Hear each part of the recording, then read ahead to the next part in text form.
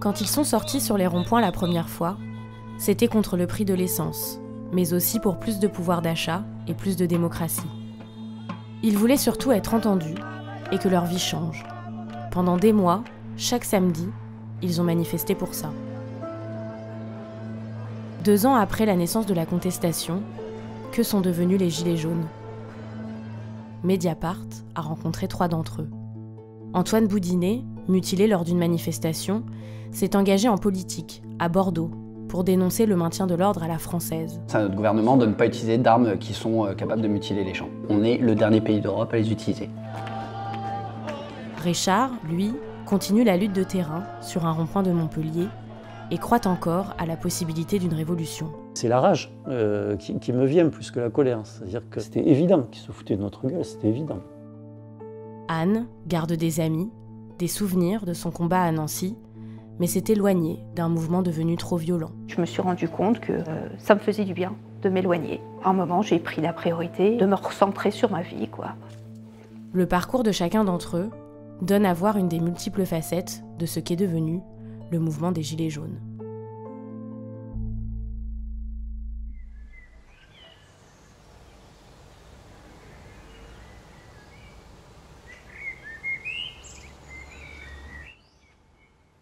Anne est une gilet jaune de la première heure. La fierté de cette fonctionnaire de 45 ans, en charge du social dans une mairie et mère célibataire, c'est le collectif de femmes gilets jaunes qu'elle a fondé au début du mouvement. Alors c'est le premier rassemblement des Amas jaunes. Donc c'était le 20 janvier 2019. Ça faisait que 2 mois que le mouvement des Gilets jaunes était apparu. Et il y avait eu quand même des accidents graves, des personnes déjà décédées dans les ronds-points. C'est de là qu'est venue l'idée de faire un rassemblement femmes, mais ouvert quand même aux hommes, et déclaré. Sur le rond-point, on s'est rendu compte que c'était majoritairement au départ des femmes qui étaient là. Des femmes avec enfants, seules avec enfants, des femmes qui ont un travail mais précaire. Vous voyez, il y a des hommes qui sont... Mais on avait décidé de leur dire de rester un petit peu à l'écart, de se mettre sur le côté, que c'était priorité aux femmes.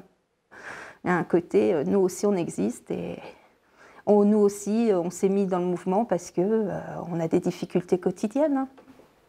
C'était tout récent, on ne se connaissait pas. Aujourd'hui, je regarde la photo, je dis « je la connais », on se connaît quasiment tous. Je peux donner les noms, prénoms de chacune des personnes qui étaient là. Ouais. C'est un beau moment, avec de belles personnes. J'ai même encore ce beau t-shirt qu'on avait fait au départ du mouvement des Amas jaunes.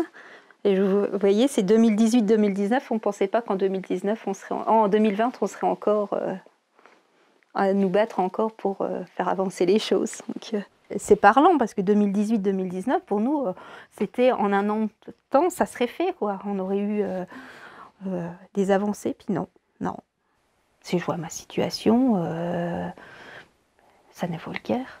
Ce qu'on parlait, c'est les loyers, c'est toujours aussi élevé. Là, avec la crise, l'alimentation, mais c'est ahurissant, quoi. On va en course avec une boule au ventre. Enfin, moi, je sais que je vais en course avec une boule au ventre en me disant, quand je passe à la caisse, pour combien je vais en avoir. J'en serais même à venir à me dire, est-ce qu'on ne se bat pas dans le vide? Parce que j'ai l'impression que rien ne me bouge.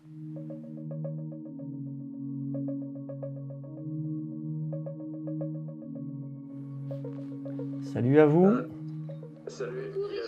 Richard fait partie d'un groupe d'irréductibles gilets jaunes. Tous les soirs, ce retraité de la fonction publique participe à une réunion virtuelle avec ses camarades.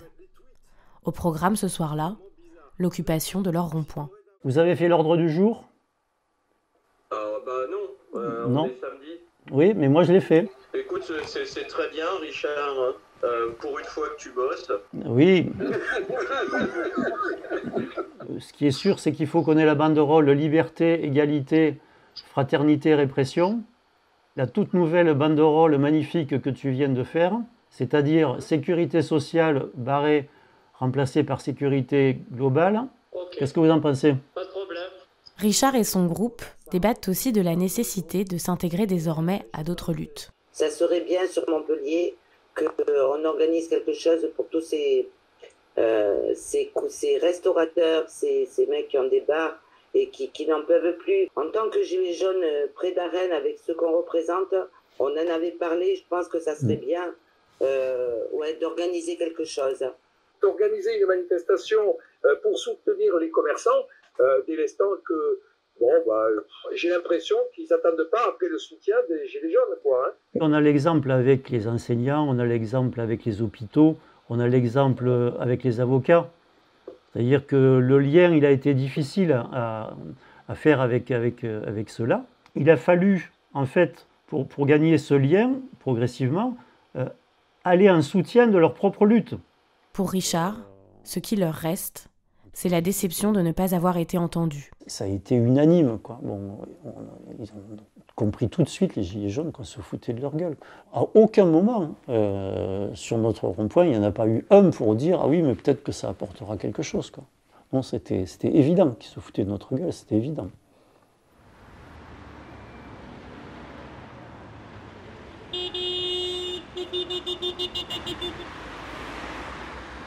Malgré cette lucidité, le groupe se retrouve le lendemain sur le rond-point des Prés d'Arène, au sud de la ville. Richard mène les opérations. On a mis là-bas, par exemple. Pour cet ancien 68 art, la lutte de terrain est comme une seconde peau. Bon, allez, les tracts. Qui c'est qui va distribuer?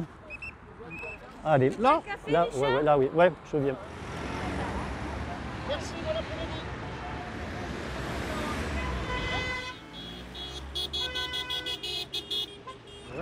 Le rêve, c'est de changer de système. C'est de virer Macron. C'est réellement de changer le système. Et je crois que là, on est vraiment unitaire à ce niveau. Citoyen. Voilà. Non, nous, on en est arrivé à un point où le système, honnêtement, c'est plus possible. On ne peut plus avancer comme ça. Alors maintenant, on travaille dans l'ombre, voilà, il faut le savoir, même si on ne fait pas autant de bruit qu'on pourrait le faire. Les Gilets jaunes ne sont pas morts, c'est pas vrai.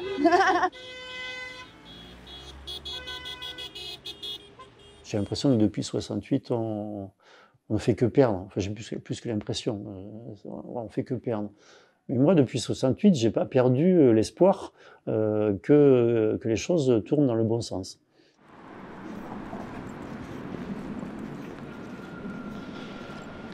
Antoine Boudinet, 28 ans, a eu la main arrachée par une grenade de désencerclement pendant une manifestation des Gilets jaunes.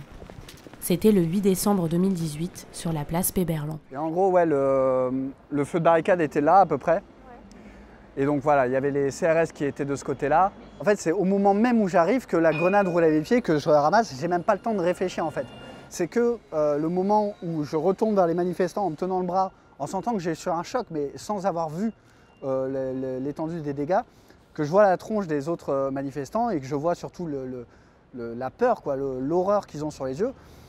Et c'est là que je baisse les yeux, que je vois mon bras ensanglanté, avec les os qui dépassaient, et le squelette de la main qui pendait mollement, quoi.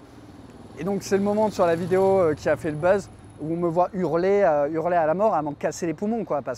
Et c'est même pas un cri de douleur, parce que sur le moment, je ressentais aucune douleur. C'était vraiment un cri d'épouvante, quoi, un cri d'horreur.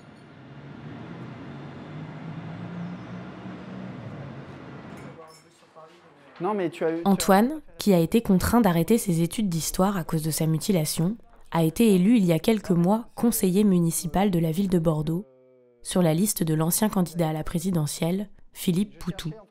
Et voilà, c'est notre acte pour la campagne. Antoine, avec la manif du 8 décembre, la main arrachée, bon, évidemment, c'était à la fois le surgissement de cette colère-là et en même temps la saloperie de la réaction du pouvoir politique. Et nous, on s'est joints à ce mouvement-là, ça nous a fait un bien fou, quoi.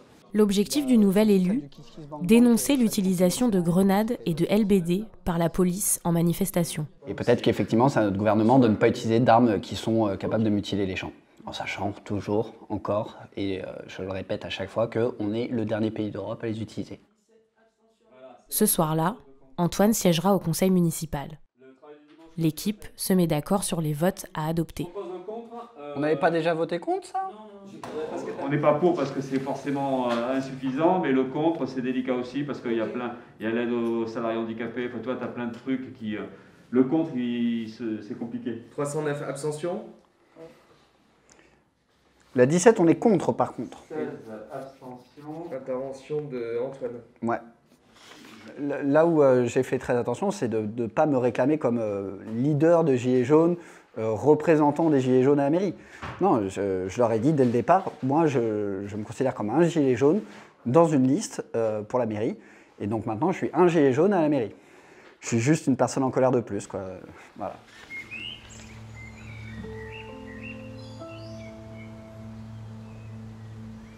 Alors qu'elle était devenue une figure remarquée des Gilets jaunes de son département, Anne a commencé à recevoir des messages d'insultes et des menaces de mort sur les réseaux sociaux. C'est un message qui était envoyé à plein de personnes en privé, sur des petits groupes d'ultra jaunes ou je sais pas quoi, et c'était marqué « info ultra grave à faire suivre ». Donc c'était bien dans l'intention qu'il y ait maximum de personnes qui aient connaissance. Alors on met Anne avec mon nom de famille, est une énorme pute à flic. L'information que j'attendais vient de remonter. Elle regarde les vidéos avec les flics et balance tout ce qu'elle peut en manif et en contact permanent avec les poulets.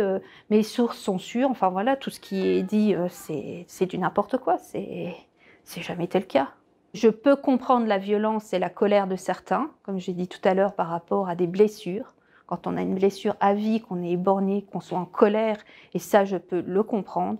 Mais la violence et l'acharnement interne, je ne peux pas le comprendre. Je me suis un petit peu éloignée, puis je me suis rendu compte qu'au fur et à mesure du temps, ça me faisait du bien de m'éloigner.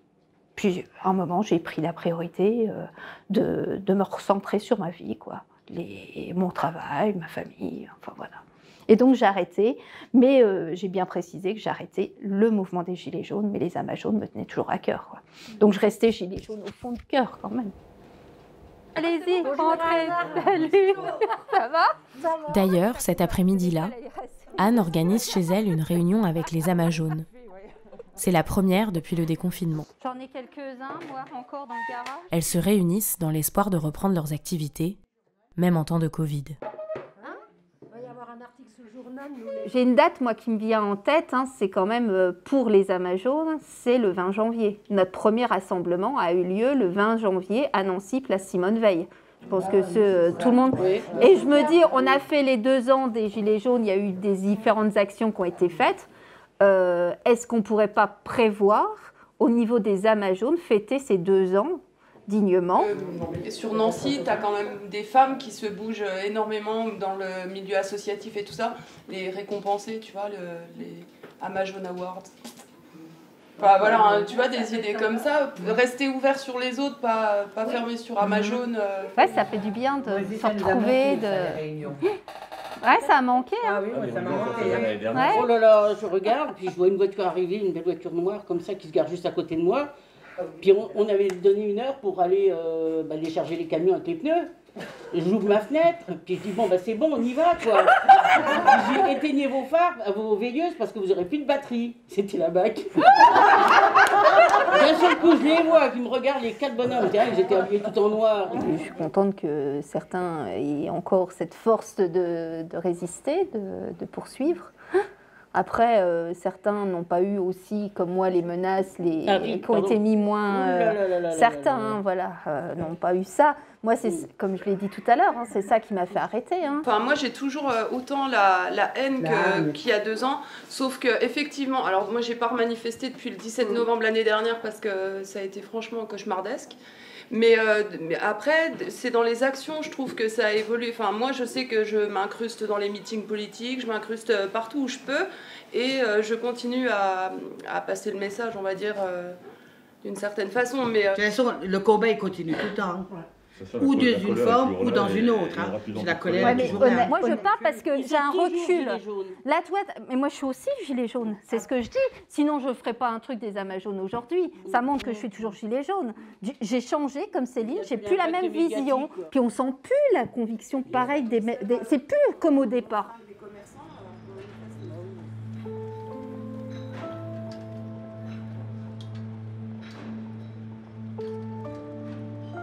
Je siège, mais je reste gilet jaune, je reste militant et je n'assagis pas ma façon de parler, je n'assagis pas, je garde mon gilet même si ça dérange, voilà, c'est justement sans conciliation, quoi. C'est comme ça qu'on fait.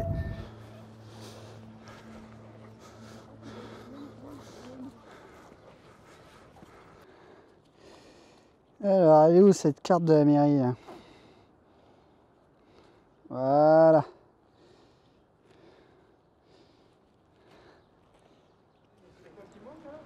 Pour Antoine, le conseil municipal de ce soir marque une date importante.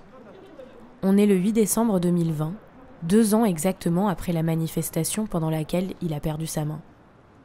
C'est l'occasion pour lui de demander au maire écologiste de Bordeaux de s'engager à ses côtés.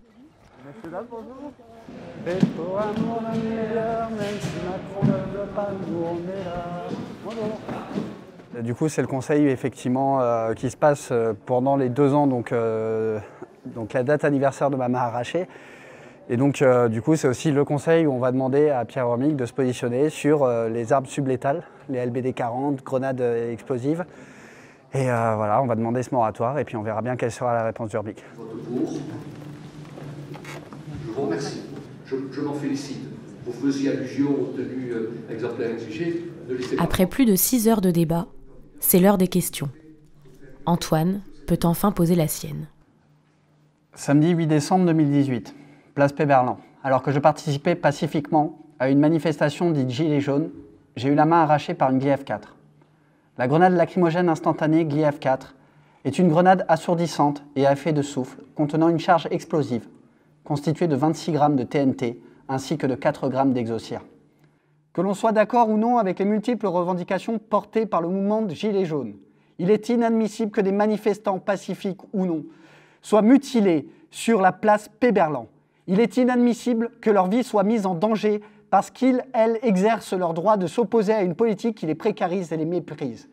Serait-il dès lors envisageable que le maire de Bordeaux s'engage à exiger du gouvernement un moratoire sur l'utilisation et la commercialisation d'armes de 4e catégorie et d'interdire leur utilisation par la police ou la gendarmerie contre des attroupements ou des manifestations? Pourrait-il, même de manière symbolique, décréter lui-même un moratoire et une interdiction en ce sens sur l'ensemble de la commune? Le maire de Bordeaux lui répond et botte en touche. Il n'est pas constitutionnellement dans le rôle d'un maire, on peut peut-être s'en désoler, même en vertu du principe de subsidiarité que vous évoquez, de pouvoir imposer à un État, quel qu'il soit, les modalités d'armement de sa police nationale. Donc vous me trouvez particulièrement, juridiquement, totalement incapable de prendre les positions que vous demandez au maire de Bordeaux de prendre aujourd'hui, si ce n'est faire du spectacle. Parce que je voulais juste te dire que c'était très fort ce que tu as dit. Je m'attendais à la réponse, mais d'autres maires l'ont fait. Ils ont pris position, ils se sont fait retoquer après, mais symboliquement, ça aurait été fort. Je suis quand même déçu. Monsieur Urmic a décidé de ne pas le faire. Donc oui, je suis déçu. Maintenant, étonné, non, pas vraiment.